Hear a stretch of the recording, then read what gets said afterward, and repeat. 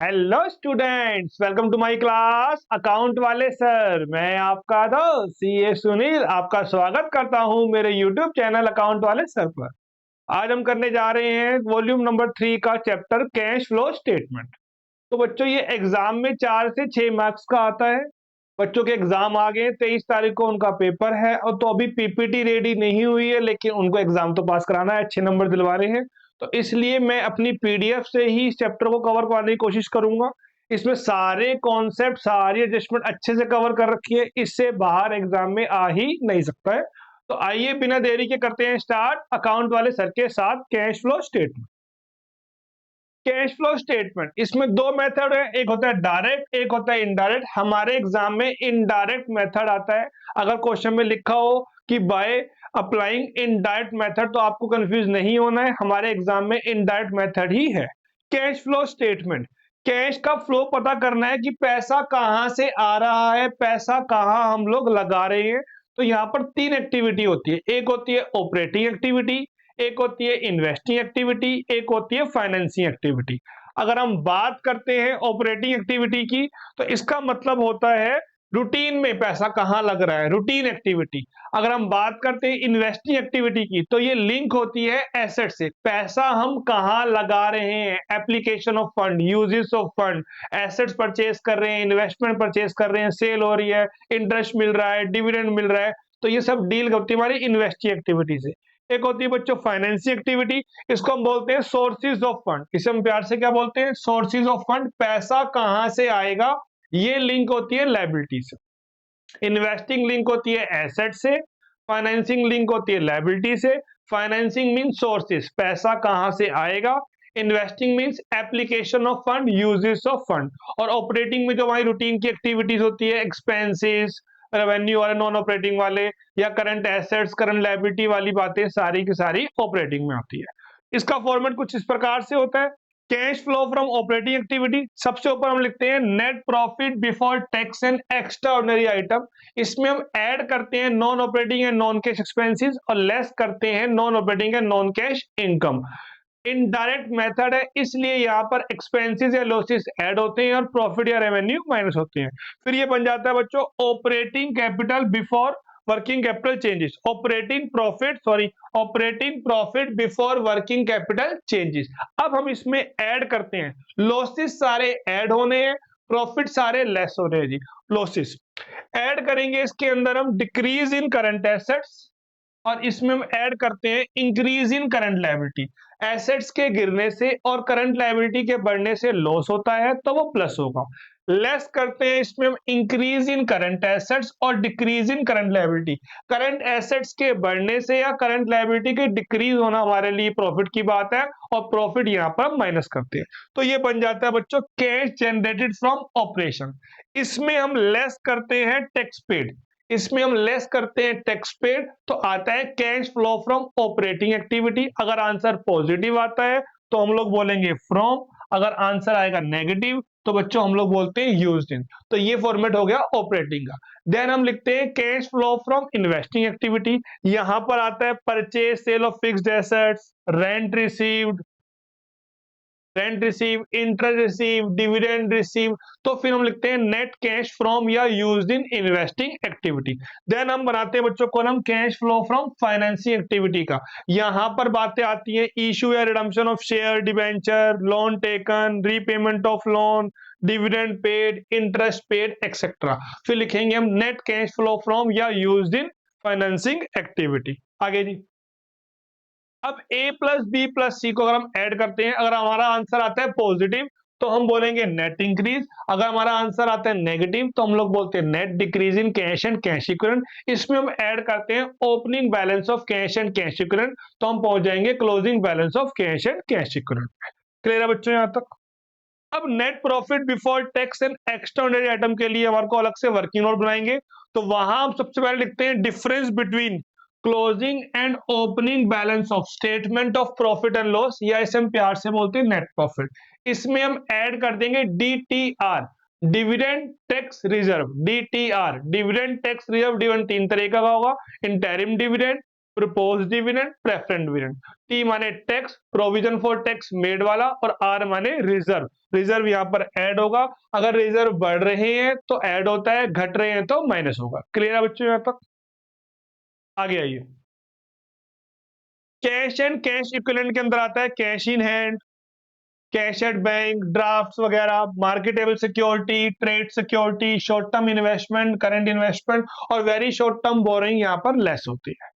Non operating expenses में, non cash expenses में आता है unamortised expenses, underwriting commission write off, depreciation, premium expenses write off, goodwill, patent, copyright, trademark, design write off, loss on sale of fixed assets या investment, share issue expenses, deferred revenue expenditure, advertisement suspense account, premium on redemption of debenture या preference share, discount on issue of debenture, increase in provision for doubtful डेब्ट, interest on debentures made वाला, चाहे वो loan पर interest है, mortgage loan पर, public deposit, bank loan या bank overdraft पर। Non operating and non cash income में आता है बच्चों appreciation, profit on sale of fixed assets, interest receive, dividend receive, rent receive, इन सबको हम प्यार से बोलते हैं income from investment. Discount on redemption of debenture, ये कोर्स में नहीं है, ये नहीं आता। Decrease in provision for doubtful डेब्ट। क्लियर है जी यहाँ तक? आगे इन शॉर्ट समरी देखते हैं। ऑपरेटिंग एक्टिविटी का अपना रूल होता है लॉसेस या एक्सपेंसेस प्लस प्रॉफिट या रेवेन्यू माइनस, यहाँ पे चार बातें आएंगी, non operating expenses, non operating income, current assets, current liability. Investing activity बोलती है inflow plus outflow minus, inflow plus outflow minus. आपने 10,000 की एसेट्स की ओपनिंग में बैलेंस, अब वो हो गई है 12,000 की, तो हमारी एसेट्स इंक्रीज हो रही है। एसेट्स इंक्रीज हो रही है तो हमने परचेज किया होगा तो पैसा जाएगा, एसेट्स का मतलब माइनस, तो परचेज हो जाएगी माइनस। एसेट डिक्रीज हो रही है हमारी, हमारे पास एसेट्स थी 20,000 की, अब वो रह गई है 13,000 की, तो एसेट डिक्रीज हो रही है तो हमने बेची होगी तो पैसा आएगा, तो हम लोग बोलते हैं सेल प्लस, हम लोग बोलेंगे सेल प्लस। तो ऑपरेटिंग का होता है लॉसेस या एक्सपेंसेस प्लस प्रॉफिट या रेवेन्यू माइनस, यहाँ पे आता है current assets, current liability, non operating expenses, non operating income. Investing में होता है एसेट्स का बढ़ना माइनस और एसेट्स का डिक्रीज प्लस, यहाँ पर आता है non current investment, fixed asset etcetera, यहाँ पे आता है। क्लियर है बच्चों यहाँ तक? आगे देखिए। फाइनेंसिंग डील करती है लायबिलिटी से, यहाँ पे आता है equity share, preference share, debentures, loan, bond, interest paid, security premium reserve, dividend paid, bank overdraft, security premium reserve, सब यहीं पर आते हैं। यहाँ पर हम लोग देखते हैं नॉन करंट लायबिलिटी या इक्विटी, यहाँ पर हमारा फॉर्मूला होता है लायबिलिटी का बढ़ना प्लस और घटना होता है माइनस, लायबिलिटी का बढ़ना प्लस और घटना होता है माइनस। सपोज लोन था हमारे पास 10,000 का, अब लोन हो गया 12 का, लायबिलिटी बढ़ रही है तो हमने लोन लिया होगा, टेकन, तो लायबिलिटी का बढ़ना हो गया प्लस, यहां हम बोलते हैं टेकन। उसी प्रकार से लायबिलिटी अगर डिक्रीज हो रही है, 15,000 से हो रही है वो 8,000, तो लायबिलिटी डिक्रीज हो रही है तो पैसा हमारा जा रहा है, तो हम बोलेंगे माइनस का 7,000 रीपेमेंट बोलेंगे। क्या बोलेंगे बच्चों हम लोग? रीपेमेंट बोलेंगे। तो तीनों चीज होगी हमारी। ऑपरेटिंग का फॉर्मूला होता है लॉसेस या एक्सपेंसेस प्लस प्रॉफिट या रेवेन्यू माइनस, यहाँ पे आएंगी चार चीजें, non operating expenses, non operating income, current assets और करंट लायबिलिटी। इन्वेस्टिंग का फॉर्मूला होता है inflow plus outflow minus, assets बढ़ रही है तो माइनस, घट रही है तो प्लस। यहाँ पे हम लोग देखते हैं fixed assets and non current investment. Financing का फॉर्मूला होता है लायबिलिटी का बढ़ना प्लस और घटना होता है माइनस, यहाँ पर आएगा equity share, preference share, debentures, loan, bond, long term loan, अपना इंटरेस्ट पेड, डिविडेंड पेड, ये सब यहाँ पर आते हैं। और यहाँ के लिए देखते हैं equity and non current liability. Clear है बच्चों यहाँ तक? आगे देखिए, ये सब कवर कर लिया हमने। डैश, अगर डैश लिखा होता है क्वेश्चन में कि 10,000 से कोई चीज डैश ऐसे लिखा हुआ है, तो डैश का मतलब बच्चों जीरो होता है। क्या होता है बच्चों? जीरो। आगे देखिए, डिबेंचर या प्रेफरेंस शेयर अगर बढ़ रहे हैं तो हम लोग बोलते हैं इशू फाइनेंसिंग प्लस। डिबेंचर या प्रेफरेंस शेयर अगर बढ़ रहे हैं तो हम लोग बोलते हैं इशू फाइनेंसिंग प्लस। अगर ये डिक्रीज हो रहे हैं, अगर ये डिक्रीज हो रहे हैं तो हम लोग बोलते हैं रिडम्पशन माइनस। उसी प्रकार से इक्विटी शेयर अगर बढ़ रहे हैं तो हम लोग बोलते हैं इशू फाइनेंसिंग प्लस। अगर ये डिक्रीज हो रही है तो हम लोग बोलेंगे बायबैक फाइनेंसिंग माइनस। लायबिलिटी का बढ़ना प्लस और घटना minus. Loan, mortgage loan, public deposit, bank overdraft अगर बढ़ रहा है तो हम लोग बोलते हैं टेकन फाइनेंसिंग प्लस। अगर ये डिक्रीज हो रहा है तो हम लोग बोलते हैं रीपेमेंट फाइनेंसिंग माइनस। क्लियर है यहां तक? आगे देखिए, goodwill, patent, copyright, trademark, design अगर डिक्रीज हो रहे हैं, ऐसे डिक्रीज हो रही है तो इसको हम बोलते हैं अमोर्टाइज नॉन ऑपरेटिंग प्लस। लेकिन अगर ये इंक्रीज हो रही है तो हम परचेज कर रहे हैं इन्वेस्टिंग माइनस। इंक्रीज में हो जाएगा purchase investing minus. Discount on issue of preference share या डिबेंचर, प्रॉपर्टी शेयर पर डिस्काउंट नहीं होता। अगर ये डिक्रीज हो रहा है, अगर ये डिक्रीज हो रहा है तो हम लोग बोलते हैं राइट ऑफ ऑपरेटिंग प्लस। लेकिन अगर ये डिस्काउंट इंक्रीज हो रहा है तो इशू में हम लोग करते हैं इसको माइनस। अभी आगे केस करवाऊंगा, वहां पे कवर करूंगा। सिक्योरिटी प्रीमियम रिजर्व अगर बढ़ रहा है तो सेम जो बढ़ा हुआ अमाउंट है उसमें हम उसको ऐड कर देंगे, फाइनेंसिंग में प्लस हो जाएगा। क्लियर है बच्चों यहां तक? आगे देखिए, फिक्स्ड एसेट्स अगर डिक्रीज हो रही है अप टू 10%। हमारे पास मशीन थी 10,000 रुपए की या 1 लाख की मशीन थी 95,000 रुपए की हो रही है, तो 10% तक भी डिक्रीज हो रही है। 10% होता है 10,000 तक। अगर 10,000 तक डिक्रीज होती तो हम लोग बोलते हैं डेप्रिसिएशन। अगर ज्यादा की डिक्रीज होती है तो हम सेल बोल रहे हैं। तो मशीनरी, बिल्डिंग, प्लांट पे डेप लगता है, तो जो गैप आएगा वो डेप में आएगा, ना कि सेल में आएगा। लैंड और इन्वेस्टमेंट पे डेप्रिसिएशन नहीं लगता है। अगर फिक्स्ड एसेट डिक्रीज हो रही है 10% से ज्यादा तो हम लोग बोलते हैं sale investing plus. Suppose 1 lakh वाली रहेगी 70,000 की तो 30,000 पे सेल में आएगा, लेकिन 1 लाख वाली 98 की हो रही है, 95 की हो रही है, तो डिफरेंस को हम डेप्रिसिएशन में दिखाते हैं। लैंड एंड इन्वेस्टमेंट अगर डिक्रीज हो रही है तो हमेशा हम लोग बोलेंगे सेल। और अगर ये हमारी एसेट्स इंक्रीज हो रही है तो हम लोग बोलते हैं परचेज इन्वेस्टिंग माइनस। क्लियर है बच्चों यहां तक? आगे देखिए, एडजस्टमेंट देखते हैं। Adjustment relating to depreciation. अगर हमने एसेट्स परचेज किए तो पैसा आ रहा है, एसेट्स आ रही है डेबिट, पैसा जा रहा है तो क्रेडिट। अगर हमने बेची है तो पैसा आ रहा है डेबिट, एसेट्स जा रही है तो क्रेडिट। अब अगर आपने एसेट्स बेची है प्रॉफिट पे तो प्रॉफिट क्या होता है बच्चों? क्रेडिट, और एसेट्स की वैल्यू बढ़ जाएगी। अगर हमने लॉस पे बेची है तो एसेट्स की वैल्यू डिक्रीज हो रही है और लॉस हो जाएगा डेबिट। और अगर हम डेप्रिसिएशन लगाते हैं तो डेप्रिसिएशन होता है हमारे लिए एक्सपेंसेस, डेबिट हो जाएगा, और एसेट्स की वैल्यू कम हो रही है तो वो क्रेडिट हो जाएगा। प्रोविजन फॉर डेप्रिसिएशन को हम प्यार से बोलते हैं एक्यूमुलेटेड डेप्रिसिएशन, डेप्रिसिएशन रिजर्व या एसेट रिप्लेसमेंट फंड बोलते हैं। यहाँ पर दो केस करेंगे बच्चों। एक केस में आपको प्रोविजन फॉर डेप के बैलेंसेस गिवन नहीं है और एक केस में आपको प्रोविजन फॉर डेप के बैलेंसेस गिवन होंगे। तो पहला केस है जहां पर आपको उसकी पहचान ही यही है कि opening and closing balance of provision for depreciation ना तो गिवन है बैलेंस शीट में, ना ही हमें गिवन है एडजस्टमेंट में। सिर्फ आपको करंट ईयर का डेप गिवन होगा। भले ही सोल्ड पार्ट का डेप, भले ही आपको सोल्ड पार्ट का डेप गिवन है या गिवन नहीं है, इससे मतलब नहीं है। हमें बैलेंसेस गिवन नहीं होने चाहिए। अगर बैलेंसेस गिवन नहीं है तो पहला केस, गिवन है तो केस नंबर 2। केस नंबर 1 में सोल्ड पार्ट के डेप को किसी भी अकाउंट में नहीं दिखाते हैं, ना ही ये कैश फ्लो में जाता है। अब ये रामबाण है हमारा, अभी बात करेंगे उसके ऊपर।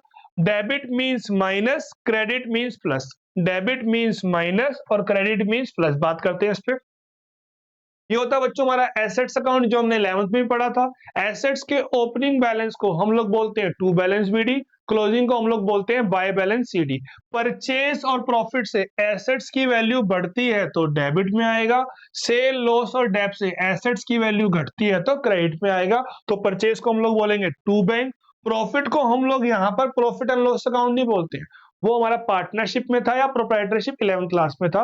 कंपनी में हम लोग उसको बोलते हैं balance in statement of profit and loss. यहाँ स्टेटमेंट ऑफ प्रॉफिट लॉस बनेगा तो प्रॉफिट आएगा डेबिट में, क्योंकि परचेज और प्रॉफिट से एसेट्स की वैल्यू बढ़ती है तो डेबिट। सेल, लॉस और डेप से एसेट्स की वैल्यू घटती है तो क्रेडिट आएगा।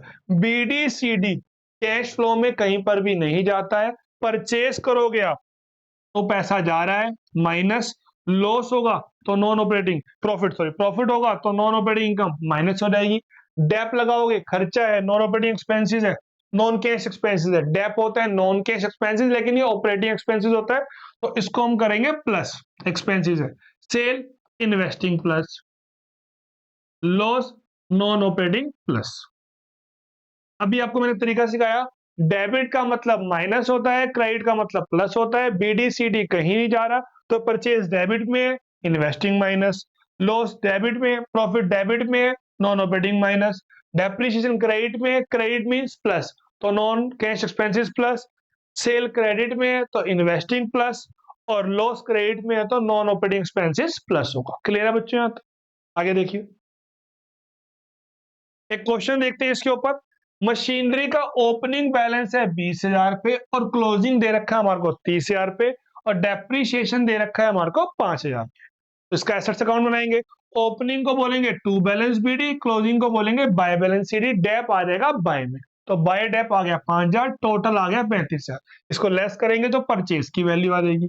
BDCD कहीं नहीं जाएगा, क्रेडिट का मतलब प्लस, डेबिट का मतलब माइनस, तो डेप्रिसिएशन आ जाएगा नॉन ऑपरेटिंग है, नॉन कैश एक्सपेंस में प्लस आ जाएगा, और जो ये परचेज है ये हमारा इन्वेस्टिंग माइनस में आ जाएगा। क्लियर है बच्चों? यहाँ तक कोई शक? आगे देखिए, अब आपको ओपनिंग बैलेंस दे रखा है 2.5 लाख का, और यहाँ दे रखा है 3.5 लाख का। फिक्स्ड एसेट्स है, नीचे बोल रहा है डेप्रीशिएशन ऑन फर्नीचर। तो बच्चे कई बार गलती से अलग अलग अकाउंट बना लेते हैं, फिक्स्ड एसेट्स का अलग और फर्नीचर का अलग। बच्चा फर्नीचर फिक्स्ड एसेट्स का ही पार्ट है, एक ही अकाउंट बनेगा आपका फिक्स्ड एसेट्स का, और फर्नीचर की एडिशन हमें उसी अकाउंट में ही करनी है। तो BD आ गया 2,50,000 का, और CD आ जाएगा 3 लाख। CD आ जाएगा हमारे पास, कौन गया CD, और CD आ जाएगा जी हमारे पास by balance CD 3,50,000। To balance BD, by balance CD। अब डेप लग रहा है सिर्फ 25,000 का, तो बाय डेप हो गया जी हमारे पास 25,000। क्लियर? आगे देखिए, during the year furniture costing ₹20,000, accumulated depreciation 12,000, was sold for 10,000। हमारे पास इसकी कॉस्ट कितनी थी बच्चों? 20,000 की थी। कॉस्ट थी हमारे पास 20,000 की, इस पे डेप लग गया हमारा 12,000। तो बुक वैल्यू कितनी आ गई, या रिटन डाउन वैल्यू 8,000 पे आ गई।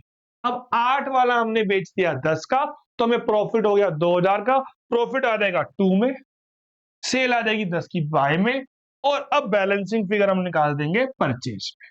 बैलेंसिंग फिगर हम निकाल देंगे परचेज में। ये 12 वाला अमाउंट कहीं पर भी नहीं जाएगा, कॉस्ट का भी कोई यूज नहीं आएगा। सेल वैल्यू बाय बैंक में, और प्रॉफिट आ जाएगा बच्चों टू साइड में आ जाएगा। अब BDCD कहीं नहीं जाएगा, ये प्रॉफिट है नॉन ऑपरेटिंग इनकम माइनस, ये परचेज है इन्वेस्टिंग माइनस, डेबिट का मतलब minus, depreciation non operating expenses plus, sale investing plus, और BDCD यहाँ पर कहीं पर भी नहीं जाएगा। क्लियर है बच्चों? यहाँ तक आगे देखिए, केस 1 में सोल्ड पार्ट के डेप को किसी भी अकाउंट में नहीं दिखाते हैं, ये यहाँ पर नहीं जाएगा, और ना ही ये कैश फ्लो में जाएगा। केस 1 में सोल्ड पार्ट का डेप एसेट्स अकाउंट में नहीं आता है। क्लियर है बच्चों? आगे देखिए, अब हमें प्लांट दे रखा है 3 लाख का, और CD दे रखा है 4 लाख का।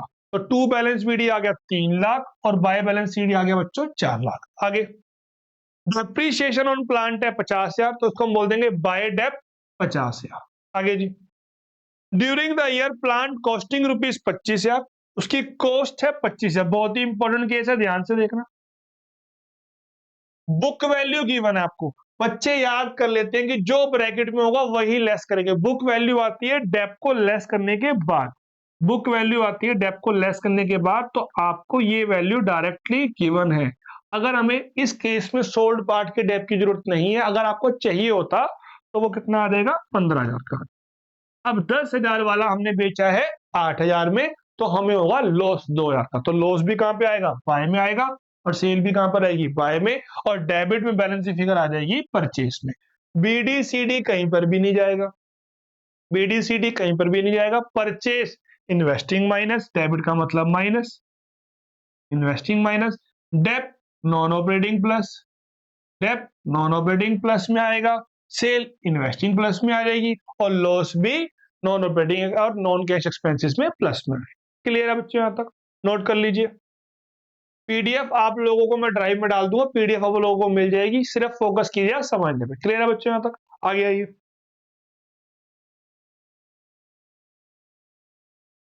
एसेट्स मशीनरी प्लांट वगैरह, liability provision for depth etcetera कोई हमारी लायबिलिटी है, ओपनिंग बैलेंस को बेटा मशीनरी के हम बोलते हैं टू बैलेंस बीडी, और क्लोजिंग को हम लोग बोलते हैं बाय बैलेंस सीडी। लायबिलिटी के ओपनिंग को हम लोग बोलते हैं बाय बैलेंस बीडी और क्लोजिंग को हम लोग बोलते हैं to balance CD. Case number two, case number two है when opening and closing balance of provision for depreciation are इधर गिवन इन बैलेंस शीट या एडजस्टमेंट। अगर हमें प्रोविजन फॉर डेप के बैलेंसेस गिवन है तो केस नंबर टू दो account बनेंगे, एक बनेगा एसेट्स का अकाउंट और एक बनेगा प्रोविजन का अकाउंट, चाहे करंट ईयर का डेप हमें गिवन है चाहे गिवन नहीं है। सेम चीज बीडी यहां आएगा, सीडी यहां आएगा, परचेज डेबिट में, प्रॉफिट डेबिट में, सेल क्रेडिट में और लॉस क्रेडिट में। बस हमें क्या याद करना है, जब आप प्रोविजन फॉर डेप अकाउंट बनाओगे लायबिलिटी है बीडी यहां सीडी यहां, जो करंट ईयर का डेप हम पहले केस में दिखा रहे थे क्रेडिट साइड पे आना क्रेडिट में ही है, अब वो आ रहा है करंट ईयर का डेप प्रोविजन फॉर डेप के क्रेडिट में। और जो सोल्ड पार्ट का डेप है जिसे हम यूज नहीं कर रहे थे अकाउंट के अंदर केस वन में, वो हमें यूज करना है, यहां पर आएगा डेबिट में टू एसेट्स अकाउंट और इस वाले अकाउंट में आएगा बच्चों क्रेडिट में by provision for dep account. जिस अकाउंट से आएगा उसका नाम आएगा, एसेट्स में बोलोगे बाय प्रोविजन और प्रोविजन में बोलोगे टू एसेट्स सोल्ड पार्ट का डेप। और करंट ईयर का डेप अब की बार एसेट्स अकाउंट में नहीं आएगा, वो प्रोविजन के क्रेडिट साइड में आएगा। बीडीसीडी कहीं नहीं जाएगा, ना एसेट्स का ना प्रोविजन का। और एक बार अगर आपने ये अकाउंट बना लिया तो अब आपको दोबारा बैलेंस शीट में डिफरेंस नहीं देखना, यहीं से करना है। और सोल्ड पार्ट का डेप कैश फ्लो में नहीं जाता है और सोल्ड पार्ट का डेप अकाउंट में सिर्फ केस नंबर 2 में आता है, केस नंबर 1 में नहीं आता है। यहाँ पर अगर बैलेंसेस गिवन है तो दो अकाउंट बनते हैं केस नंबर 2, अगर बैलेंसेस गिवन नहीं है तो केस नंबर 1 वहां पे एक अकाउंट बनेगा। केस नंबर 1 एक अकाउंट, केस नंबर 2 दो अकाउंट। क्वेश्चन देखते हैं बच्चों उसका।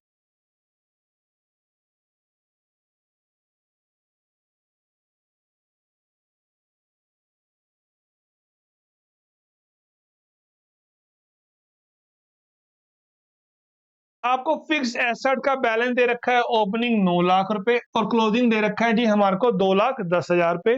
प्रोविजन फॉर डेप के बैलेंसेस गिवन है ओपनिंग 4,50,000 रुपए और क्लोजिंग दे रखे हैं 6,50,000 रुपए। तो 9 लाख, तो ये हो गया हमारे पास टू बैलेंस बीडी। 9 लाख का आ जाएगा बच्चों हमारे पास टू बैलेंस बीडी।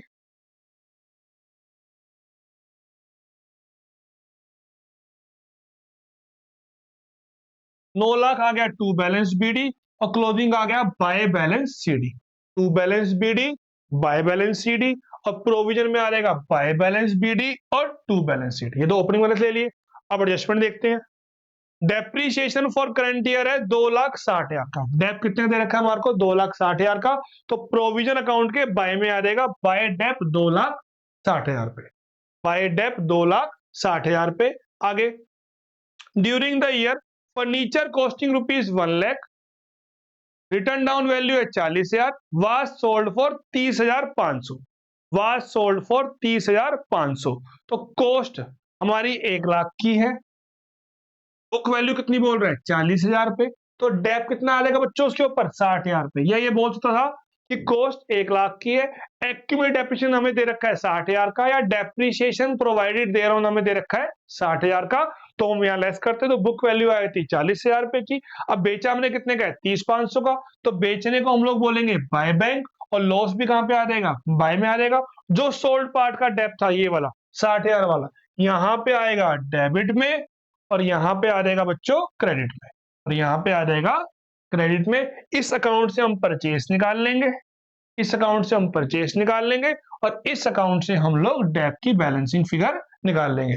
डेप की बैलेंसिंग फिगर दे रखी करंट की तो सोल्ड पार्ट का डेप आया था, सोल्ड पार्ट की दे रखी फिगर तो करंट ईयर का डेप आ जाएगा। बीडीसीडी कहीं नहीं आएगा, सोल्ड पार्ट का डेप कहीं नहीं आएगा, क्रेडिट का मतलब प्लस, तो ये दोनों बेटिंग प्लस हो रहेगा। उसी प्रकार से परचेस इन्वेस्टिंग माइनस में आएगी, लॉस नॉन ऑपरेटिंग प्लस में आ जाएगा, सेल इन्वेस्टिंग प्लस में आ जाएगी और सोल्ड पार्ट का डेप कहीं पर भी नहीं जाएगा। क्लियर है बच्चों यहां तक? आगे देखिए। अब बिल्डिंग का ओपनिंग बैलेंस है टू बैलेंस बीडी, ये आ जाएगा बाय बैलेंस सीडी, ये बाय बैलेंस बीडी में प्रोविजन आ जाएगा, ये आ जाएगा टू बैलेंस सीडी में। आगे depreciation for the current year was 2,60,000, तो ये प्रोविजन अकाउंट के बाय में आ जाएगा 2,60,000। कहां पे आ जाएगा ये बाय में आ जाएगा 2,60,000। आगे जी during the year building costing rupees 1,00,000 was sold for 30,500। अब ना तो मुझे डेप गिवन है, ना ही मुझे क्या गिवन है, बुक वैल्यू गिवन है, लेकिन मुझे करंट ईयर का डेप गिवन है। वो कितना गिवन है, 2,60,000। तो इससे मैंने बैलेंसिंग फिगर में क्या निकाल दिया, सोल्ड पार्ट का डेप निकाल दिया। अब 1,00,000 की कॉस्ट गिवन थी, लेस किया डेप, तो बुक वैल्यू आ गई। बुक वैल्यू को हमने कंपेयर किया सेल से, तो लॉस या प्रॉफिट आ जाएगा। सेल कम की है तो लॉस होगा, सेल ज्यादा की है तो प्रॉफिट होगा। कंसेप्ट सारा सेम रहेगा। सेल आ जाएगी बाय में, लॉस आ जाएगा बाय में, और सोल्ड पार्ट का डेप यहां आ जाएगा। अगर ऐसे गिवन होता क्वेश्चन में कि एक्यूरेट डेप हमें दे रखा है 30,000 का, या क्या लिखेगा, डेप्रीशिएशन प्रोवाइडेड देयर ऑन, तो एक ही बात है। तो 1,00,000 में हम लेस करते 30,000, तो बुक वैल्यू आ जाती है हमारे पास 70,000 की। कितनी की आई थी बच्चों, 70। उसको फिर हम कंपेयर कर लेते हैं सेल से। तो फॉर्मेट आपको फिक्स रखना है अपना, ऊपर कॉस्ट, नीचे सोल्ड पार्ट का डेप, तो आ जाएगी बुक वैल्यू, कंपेयर करेंगे सेल से। सेल कम है तो लॉस, और सेल ज्यादा है तो प्रॉफिट। सेल ने बाय में आना है, लॉस बाय में आएगा, प्रॉफिट टू में आएगा। सोल्ड पार्ट का डेप एसेट्स के क्रेडिट में आएगा, प्रोविजन के डेबिट में आएगा, जो कि कैश फ्लो में कहीं पर भी नहीं जाता है। बीडीसीडी भी कैश फ्लो में कहीं पर भी नहीं जाता है। कोई एडजस्टमेंट आए ना आए, डेप्रिसिएशन वाली एडजस्टमेंट कैश फ्लो में आती ही आती है। क्लियर है जी यहां तक? आगे देखिए,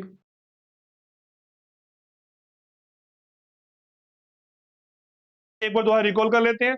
ऑपरेटिंग में लॉसेस या एक्सपेंसेस होते हैं प्लस, प्रॉफिट या रिवेन्यू होते हैं माइनस। प्रॉफिट या रिवेन्यू होते हैं बच्चों माइनस। इन्वेस्टिंग में इनफ्लो होता है प्लस, आउटफ्लो होता है माइनस। फाइनेंसिंग में इनफ्लो प्लस, आउटफ्लो माइनस। यहाँ पे आएगा current assets, current liability, non operating expenses, non operating income. यहाँ पर अगर एसेट्स बढ़ रही है तो माइनस, घट रही है तो प्लस। हम लोग यहाँ पर देखते हैं नॉन करंट एसेट्स या फिक्स्ड एसेट्स और इन्वेस्टमेंट। यहाँ पर हम लोग देखते हैं लायबिलिटी बढ़ रही है तो टेकन, घट रही है तो हम लोग बोलते हैं रीपेमेंट। यहाँ पे आता है equity and non current liability आता है। क्लियर है जी? ये फिक्स्ड का अकाउंट था।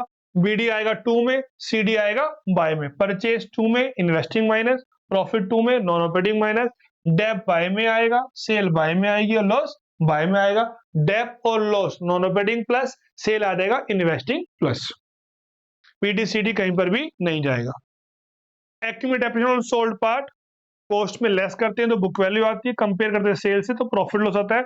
कई बार आपको बोलेगा कि लॉस 10% लॉस पे या 20% प्रॉफिट पे, तो परसेंटेज हमेशा आपको बुक वैल्यू पे लेनी होती है। किस पे लेते हैं हमेशा बच्चों, बुक वैल्यू पे लेते हैं। और बुक वैल्यू क्या होती है, कॉस्ट माइनस आज तक का डेप। और अगर एक बार आपका अकाउंट बन गया है तो अब इस आइटम को आपने दोबारा नहीं देखना। BD CD provision for dep cash flow में कहीं पर भी नहीं आता है।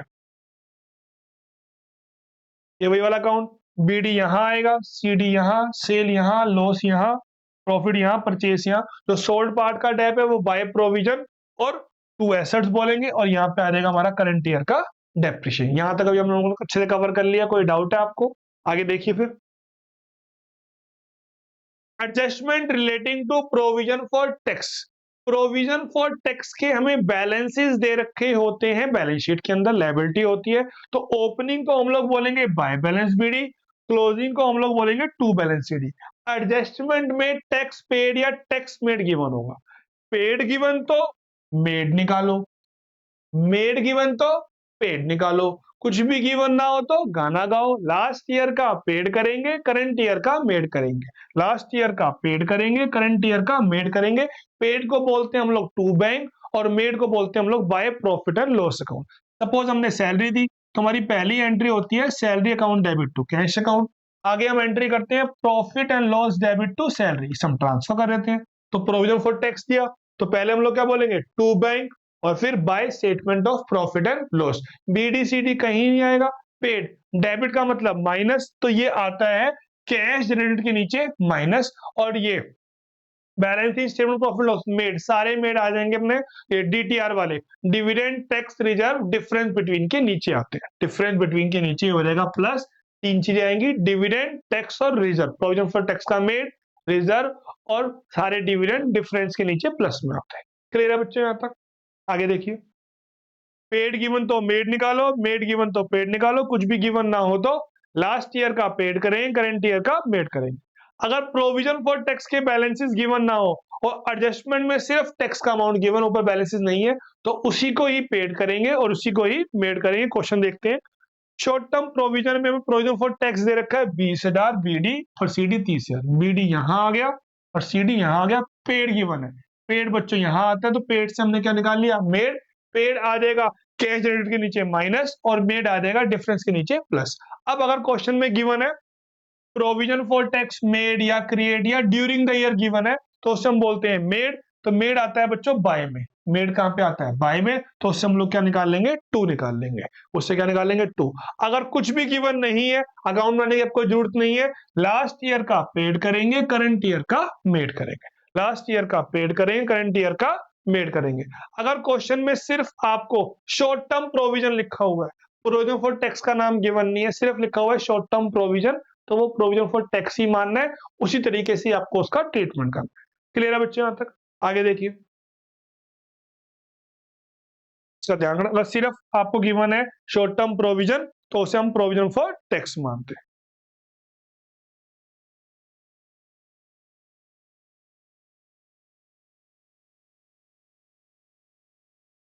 Adjustment relating to propose dividend. अगर 2 सालों के बीच में हम डिविडेंड देते हैं, तो उसे हम बोलते हैं इंटरिम डिविडेंड। कंपनी को कोई खुशी बांटनी है, 25 साल पूरे हो गए, अच्छा कॉन्ट्रैक्ट मिल गया, जो ईयर एंड पे अगर कंपनी डिविडेंड देती है, तो उसे हम बोलते हैं प्रपोज डिविडेंड। और ये हमेशा एडजस्टमेंट में होगा। एडजस्टमेंट में आपको 2 बैलेंसेस गिवन होंगे, एक लास्ट ईयर का, एक करंट ईयर का, एक ओपनिंग बैलेंस और एक क्लोजिंग बैलेंस। तो जो लास्ट ईयर का बैलेंस है, आपको वही अमाउंट यूज करना है, उसी से ही पेड करेंगे और उसी से ही मेड करेंगे। पेड आता है फाइनेंसिंग माइनस और मेड आएगा बच्चों डिफरेंस बिटवीन के नीचे plus. Adjustment related to interim dividend, ये भी आपको हमेशा एडजस्टमेंट में ही होगा, चाहे पेड गिवन हो चाहे मेड गिवन हो, सेम अमाउंट से पेड करेंगे, सेम अमाउंट से मेड करेंगे। इसका आपको एक ही बैलेंस दे रखा होगा, पेड आएगा फाइनेंसिंग माइनस में और मेड आएगा डिफरेंस के नीचे प्लस में। मेड आएगा डिफरेंस के नीचे प्लस में आएगा। क्लियर है यहाँ तक? अब हम बात करते हैं adjustment relating to interest on debenture या इंटरेस्ट ऑन इन्वेस्टमेंट, जिसे प्यार से इनकम या डिविडेंड बोलते हैं। प्रेफरेंस डिविडेंड की बात करते हैं। पहले इस पे आपको मैं केस समझाता हूँ, फिर हम पढ़ते हैं जिसके बारे में। आपके पास 2022 31 मार्च और 2023 31 मार्च, हमारे पास पहले 1 लाख का लोन था, अब लोन हो गया है वो 1.5 लाख का, 10% लोन। पहली बात, अगर आगे परसेंटेज लगी है तो इंटरेस्ट की बात या डिविडेंड की बात होगी। अगर आगे परसेंटेज नहीं है तो इंटरेस्ट डिविडेंड की बात नहीं होगी। आगे परसेंटेज लगी और नीचे इंटरेस्ट का अमाउंट एग्जांपल गिवन है 8,000। अब आपको फॉर्मूला अप्लाई नहीं करना, सर 1 लाख का 10% 10,000 होता है या 1.5 लाख का तो 15,000 होता है। आपको फॉर्मूला अप्लाई नहीं करना है, जो क्वेश्चन ने बोला वही इंटरेस्ट हम मानेंगे, क्योंकि वो इंटरेस्ट एक्चुअल बेसिस पे। हमें थोड़ी पता है 1 लाख से 1.5 लाख के बीच में कितनी बार हमने लोन लिया, किस अमाउंट का लिया, कितनी बार पे किया, हमें सिर्फ क्लोजिंग बैलेंसेस गिवन है। इसलिए अगर इंटरेस्ट का अमाउंट गिवन है तो आपको फॉर्मूला अप्लाई नहीं करना। परसेंटेज गिवन है तभी इंटरेस्ट डिविडेंड की बात होगी, परसेंटेज गिवन नहीं है तो इंटरेस्ट की बात नहीं होगी। परसेंटेज गिवन और इंटरेस्ट का अमाउंट गिवन है तो फॉर्मूला अप्लाई नहीं करना। अब क्वेश्चन ये कह रहा है कि जो ये डिफरेंस है 50,000 का, ये हमने लोन लिया है आज 31 मार्च 22 पे ही। अगर हमने ये 22 पे लिया है तो पूरे साल हमने 1 लाख तो था, 50 हमने और यूज किया, तो इंटरेस्ट लगेगा 1.5 लाख के ऊपर। ठीक कह रहे हो सर? मींस 23 वाले अमाउंट पे। जी सर। अगर ये 50,000 का जो अमाउंट है हमने 23 में लिया एंड में, तो पूरे साल हमने कितना अमाउंट यूज किया है, 1 लाख। तो अगर वो हमने डिफरेंस जो है, जो हमने लोन लिया एक्स्ट्रा 50,000 का, वो अगर हमने 31 मार्च 23 पे लिए तो पूरे साल हमने यूज किया 1 लाख रुपए। मीन्स कौन सी वाली फिगर, 22 वाली। तो एक गाना बन गया हमारा क्या, अगर क्वेश्चन 23 बोले तो आप फिगर 22 वाली लो, अगर 22 बोले तो आप 23 वाली लो। अगर कुछ भी गिवन ना हो तो हमें अजम्पशन देनी है, it is assume loan is taken on 31 March 23 current year. तो अब आपको इंटरेस्ट देना है ओपनिंग वाले वैल्यू पे। किस पे देना है आपको, फिर ओपनिंग वाली वैल्यू पे देना है। तो अब अगर क्वेश्चन करंट ईयर बोले तो लास्ट ईयर पर दो, लास्ट ईयर बोले तो करंट ईयर पे दो। अगर क्वेश्चन कुछ ना बोले तो लास्ट ईयर पे दो और आपको अजम्पशन देनी है कि इट इज एज्यूम कि लोन या डिवेंचर इश्यू हो रहे हैं at the end of current year. अब इंटरेस्ट डिविडेंड तभी लेने देना है जब क्वेश्चन में परसेंटेज गिवन हो। अगर क्वेश्चन में इंटरेस्ट का अमाउंट गिवन है तो परसेंटेज नहीं देखनी। और सबसे मेन बात, इंटरेस्ट डिविडेंड के चक्कर में अपना मेन पार्ट मत भूल जाना कि इन्वेस्टमेंट परचेज हो रही है या सेल हो रही है, डिवेंचर इश्यू हो रहा है, रिडम्पशन हो रहा है या लोन टेकन हो रहा है, वो पार्ट तो आपको अलग से करना ही है। इंटरेस्ट के चक्कर में बच्चे कई बार ये मेन चीज तो भूल जाते हैं। क्लियर है जी यहां तक?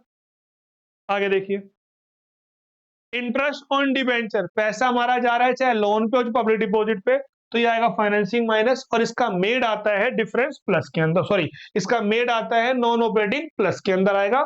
और इंटरेस्ट ऑन इन्वेस्टमेंट है तो हमें इंटरेस्ट मिलेगा तो हम बोलेंगे इन्वेस्टिंग प्लस, और हमारे लिए इनकम है तो ये नॉन ऑपरेटिंग इनकम माइनस में आएगा। प्रेफरेंस डिविडेंड है, इक्विटी का डिविडेंड है, तो फाइनेंसिंग माइनस में आता है और डिफरेंस के नीचे प्लस में आता है। प्रेफरेंस की बात कर रहे हैं हम पहले, अगर उसके आगे परसेंटेज दे रखी है तो वो डिफरेंस में आएगा प्लस में और फाइनेंसिंग में आएगा माइनस में। लेकिन सब कुछ केस वही सेम लगेंगे, लेकिन अगर प्रपोज डिविडेंड के बैलेंसेस गिवन है तो प्रेफरेंस डिविडेंड की परसेंटेज को इग्नोर कर दो, क्योंकि हम ये मानते हैं कि प्रेफरेंस को डिविडेंड पहले ही मिल गया होगा। लेकिन आजकल एक नया ट्रेंड चल रहा है, नई एडिशन बना रखी है कि प्रपोज डिविडेंड के ब्रैकेट में इक्विटी लिखा होता है। अगर प्रपोज डिविडेंड के ब्रैकेट में खाली प्रपोज डिविडेंड लिखा हुआ है तो प्रेफरेंस को डिविडेंड नहीं देना, लेकिन अगर प्रपोज डिविडेंड के ब्रैकेट में इक्विटी लिखा हुआ है तो अब आपको प्रेफरेंस पे डिविडेंड अलग से देना होगा। फिर हम ये मानेंगे कि डिविडेंड तो वो बोल ही रहा है क्वेश्चन की इक्विटी लिखा हुआ है तो उसमें प्रेफरेंस का अमाउंट इंक्लूड नहीं है। क्लियर है बच्चे? यहां तक आगे देखिए, समरी देख लेते हैं एक बार। इंटरिम डिविडेंड मेड डिफरेंस में प्लस, पेड या रिसीव में आएगा financing minus. Interim dividend difference में प्लस आता है, फाइनेंसिंग में माइनस आता है। प्रपोज डिविडेंड लास्ट ईयर का balance only, difference plus financing minus. Preference dividend difference plus financing minus. Provision for tax difference में प्लस आता है, लेकिन पेड कहां आता है बच्चों? इसका कैश क्रेडिट के नीचे माइनस में आता है। इंटरेस्ट ऑन लोन, डिबेंचर वगैरह, ये फाइनेंसिंग तो माइनस होगा लेकिन नॉन ऑपरेटिंग एक्सपेंसेस प्लस में आता है। इंटरेस्ट ऑन इन्वेस्टमेंट, डिविडेंड या इनकम, ये इन्वेस्टिंग प्लस में आती है और नॉन ऑपरेटिंग इनकम माइनस में आती है। रेंट रिसीव सेम होगा, नॉन ऑपरेटिंग इनकम माइनस में आएगा और इन्वेस्टिंग प्लस में आएगा। क्लियर है बच्चों यहां तक? कोई डाउट? आगे देखिए, स्टेटमेंट ऑफ प्रॉफिट लॉस में सारी आइटम मेड वाली होती है। कई बार क्वेश्चन में लिखा होता है वैसे हमारे लिए डिबेंचर शेयर्स क्या होती है? लायबिलिटी होती है, लेकिन अगर इन्वेस्टमेंट कर रखी है हमने शेयर डिबेंचर में तो वो हमारे लिए एसेट्स होती है। आगे देखिए जी, इक्विटी शेयर कैपिटल 4 लाख की थी, 5 लाख हो रही है, तो इश्यू तो कितना हो रहा है बच्चों? 1 लाख का हो रहा है। अब पढ़ते हैं कि डिविडेंड 11 पे देना है या 12 पे देना है। Dividend was declared on all equity share including those which are issued, कह रहा है सब पे दो, मतलब किस पे दो? 5 लाख पे दो। या फिर additional shares for issued on 31 March 11, question ने क्या बोल दिया? 11 तो आप किस पे दोगे? 12 पे दोगे, और 12 में परसेंटेज क्या है? 12% है, तो 5 लाख का 12% हो जाएगा 60,000, फाइनेंसिंग माइनस और डिफरेंस प्लस कर देंगे हम लोग 60,000 से। क्लियर है बच्चों यहां तक? फाइनेंसिंग माइनस और डिफरेंस प्लस हो जाएगा 60,000 से मेड में। ये बहुत बार इंपॉर्टेंट इन्वेस्टमेंट, ये वाली भी नॉन करंट इन्वेस्टमेंट की, इसको ध्यान से देखिए। एसेट्स ही हमारे लिए, ओपनिंग बैलेंस को हम लोग बोलते हैं टू बैलेंस बीडी, क्लोजिंग को हम लोग बोलते हैं बच्चों बाय बैलेंस सीडी। 10,000 से 8,000 की होगी तो हमने 2,000 की नहीं बेची, 2,000 वाली बेची है, कॉस्ट पे होती है। 2,000 वाली हमने प्रॉफिट बेची है 200 प्रॉफिट पे या 10% पे, तो सेल पे आ जाएगी बाय बैंक में इन्वेस्टिंग प्लस, और प्रॉफिट आ जाएगा टू में, तो नॉन ऑपरेटिंग इनकम माइनस में आ जाएगी। अगर वो बोल रहे हैं was sold at A loss of 100 rupees या 5% पे, तो 2,000 का 5 तो 100 रुपए, तो हमने बेची कितने की है? 1,900 की, तो बाय बैंक आ जाएगा 1,900 और बाय लॉस आ जाएगा 100। 1,900 इन्वेस्टिंग प्लस और लॉस आ जाएगा नॉन ऑपरेटिंग प्लस में आ जाएगा। क्लियर है बच्चों यहाँ पे? आगे देखिए, अब नीचे अलग से बोल रहा है investment costing rupees 15,000 was sold at A profit of 20,000। ये बीडी हो गया, ये सीडी हो गया। 15,000 की चीज थी, प्रॉफिट है 3,000 पे, तो बेची हमने कितने की? 18,000 की। बीडी सीडी तो आ गया हमारे पास, और प्रॉफिट आ जाएगा टू में। अब जो बैलेंसिंग फिगर आ जाएगी वो परचेज में आ जाएगी। Profit non operating minus, sale investing plus, और परचेज इन्वेस्टिंग माइनस। क्लियर है बच्चों यहां तक? आगे देखिए,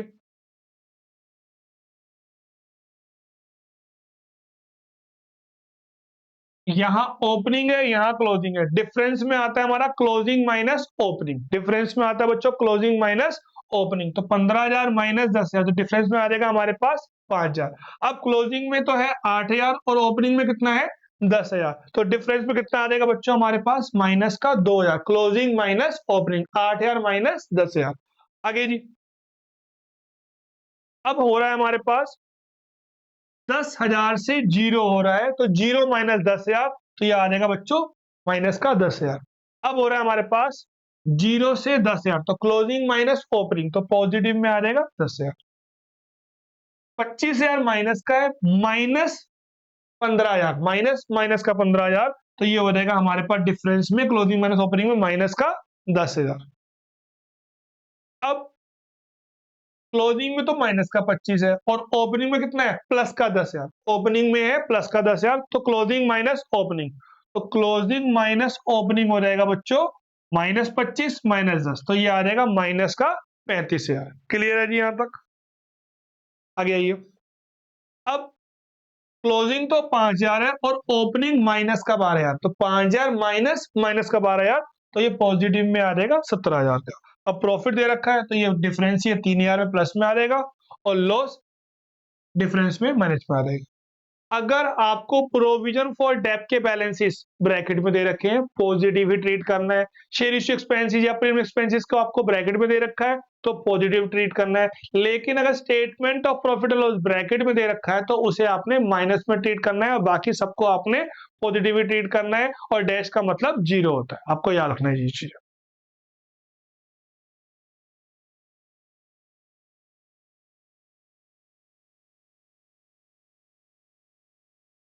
अब ध्यान से जी, fully depreciated machine costing rupees 10,000 was sold for 3 year. कई बार ये लाइन लिखे आती है, फुल्ली डेप्रिशिएटेड मींस डेप पूरा लग चुका है, कॉस्ट भी 10 है, डेप भी 10 है, तो बुक वैल्यू कितनी आ जाएगी 3,000 रुपए की। तो बेची कितने की हमने 3 की, तो प्रॉफिट भी कितने का हो जाएगा 3 का, तो बाय बैंक 3,000 और टू प्रॉफिट 3,000।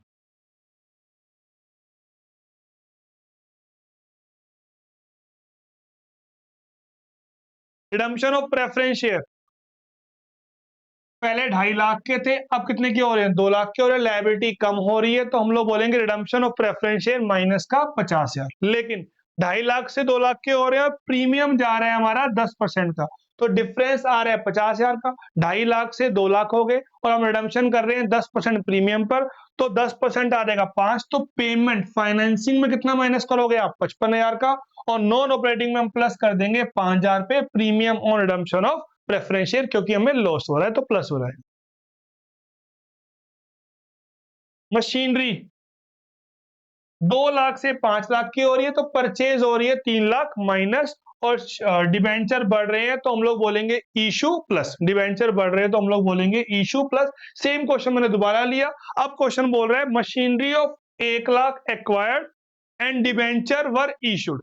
बीडी 2 लाख का था, सीडी 5 लाख का था, हमने 1 लाख रुपए के मशीनरी ली और डिबेंचर इशू की है, तो उसकी एंट्री होती है machinery to vendor, vendor to debenture, vendor से वेंडर कट गया, तो नेट में क्या होगा मशीनरी टू डिबेंचर, ना पैसा आ रहा है ना पैसा जा रहा है, ये कैश फ्लो में नहीं आएगा, तो मशीनरी में बोलेंगे टू डिबेंचर और डिबेंचर में हम बोलते हैं बाय मशीनरी। मशीन में बोलेंगे टू डिबेंचर, डिबेंचर बोलेंगे बाय मशीनरी, ना पैसा आया ना पैसा गया। अब इसका डिफरेंस आ जाएगा इन्वेस्टिंग माइनस और इसका डिफरेंस आ जाएगा इशू में फाइनेंसिंग प्लस। क्लियर है बच्चों यहां तक?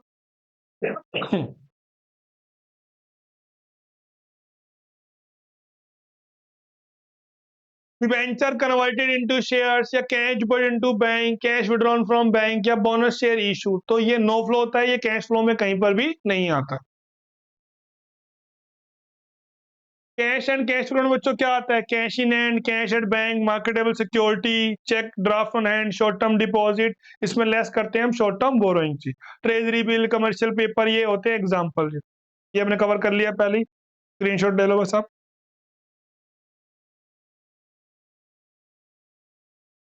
जनरल रिजर्व अगर बढ़ रहा है तो डिफरेंस प्लस, घट रहा है तो डिफरेंस माइनस।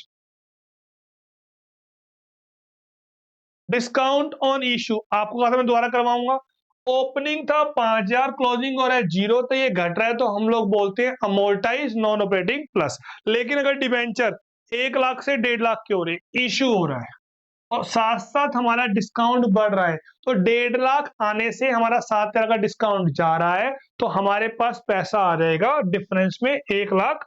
हमारा पैसा डिफरेंस में आ जाएगा कि यहाँ पर देखिए 1 लाख से हो गए 1.5 लाख, 50,000 आए और 7,000 गए, 50,000 आए और 7,000 गए, तो पैसा आ जाएगा हमारे पास 43,000। पैसा आ जाएगा हमारे पास 43,000। क्लियर है बच्चों यहाँ तक? सिक्योरिटी प्रीमियम 1,20,000 से हमारे ये बढ़ रहे हैं, इशू हो रहा है, तो प्रीमियम हमारा 10,000 से बढ़ रहा है, तो पैसा आएगा, तो इसको भी हम लोग क्या कर देंगे, इतना तो हमने इशू किया फेस वैल्यू, इतना प्रीमियम बढ़ गया, तो पैसा कितना आ जाएगा हमारे पास 1,15,000 पे, या इसको आप अलग से बोल सकते हो received from security premium.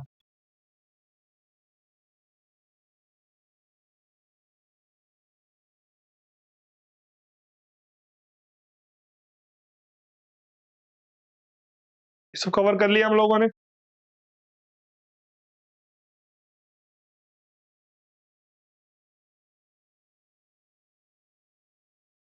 Propose dividend का हमारे पास लास्ट ईयर का बैलेंस था 50,000 रुपए का, अभी हमने 5,000 रुपए देने हैं, तो मेड तो पूरा पूरा 50,000 से ही होगा, लेकिन पेमेंट अभी 5 हमने नहीं दिए, तो पेमेंट कितनी जाएगी आपकी 45,000, क्योंकि 5,000 पे हमने डिविडेंड पेड नहीं किया, पेबल है, वो आउटस्टैंडिंग है, अनक्लेम्ड है अभी वो। उसी प्रकार से 10% इन्वेस्टमेंट पे आपका इंटरेस्ट बनता है 30,000 रुपए का, 8,000 रुपए हमें नहीं मिला है, तो 22,000 रुपए आएगा इन्वेस्टिंग प्लस, 22,000 रुपए आएगा बच्चों इन्वेस्टिंग प्लस, लेकिन नॉन ऑपरेटिंग में कितना आएगा 30,000 रुपए, क्योंकि एक्चुअल कितना बनता है हमारा 30,000 रुपए का बनता है। अब जो हमने लैंड सोल्ड किया है उस प्रॉफिट को हमने ट्रांसफर कर दिया है कैपिटल रिजर्व में। अगर हमने प्रॉफिट को ट्रांसफर किया है कैपिटल रिजर्व में, तो वो कैश फ्लो में नहीं जाता है। ये एग्जाम के रेलिवेंट नहीं है। तो बच्चों आज की क्लास में हमने बेहतरीन तरीके से कैश फ्लो के सारे कॉन्सेप्ट और इंस्ट्रूमेंट अच्छे से कवर कर लिया है। आई होप आपको अच्छे समझ में आ जाएगा। अब आपको क्वेश्चन प्रैक्टिस करनी है टीएस ग्लोबल सर की बुक से या डीके ग्लोबल सर की बुक से करने है आपको प्रैक्टिस, और एग्जाम में ज्यादातर छोटे वाले क्वेश्चन आ रहे हैं, तो आपको वही अच्छे से कवर करने हैं। ठीक है बच्चों, मिलते हैं फिर हम नेक्स्ट वीडियो में। वीडियो को लाइक कीजिए, शेयर कीजिए, कमेंट कीजिए।